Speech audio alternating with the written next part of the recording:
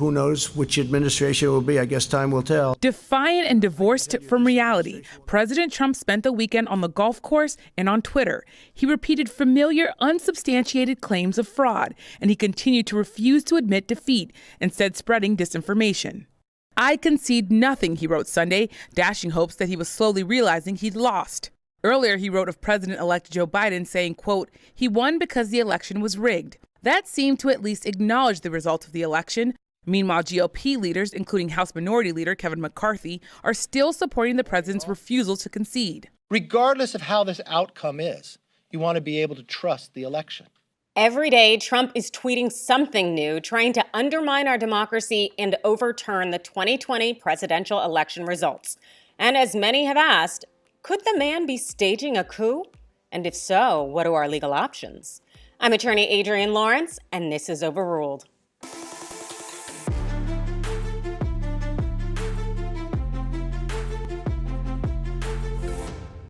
Welcome to TYT Overruled, where you get to be the judge. Our case today concerns the coup. And no, I am not talking about a model of car. This is not a coup, but this is a model for overthrowing the government. And here are the 3 things you need to know about a coup d'etat. First, what is a coup? So a coup is the ultimate power grab. It's the antithesis to democracy. It's really something we don't want. And we've seen coups and maybe even instigated a few across the globe. Most recently, in August, insurgents overthrew the Malian government in Africa, where soldiers and pickup trucks stormed into a military base less than 10 miles from the capital. They ended up getting the president and prime minister to resign, forced the mail to stop, and also got their own people appointed as leaders. The UN condemned the coup, and the U.S. cut off military aid to Mali.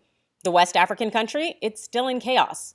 That's something we don't want. Second, a coup to overthrow the United States, you can call it sedition, it's a crime under federal law. It has often been punished under the Smith Act, and that criminalizes all the efforts to overthrow the U.S. government that you can imagine. The section of the statute's pretty long, but basically what it's saying is you cannot start a rebellion. Don't advocate for incitement, no publishing, no organizing.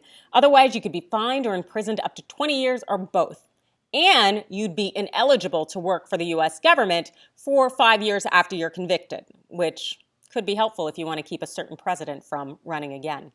Anyways, the Smith Act was used in the 50s to go after suspected communists, some of who argued that, hey, my advocacy is protected by the First Amendment.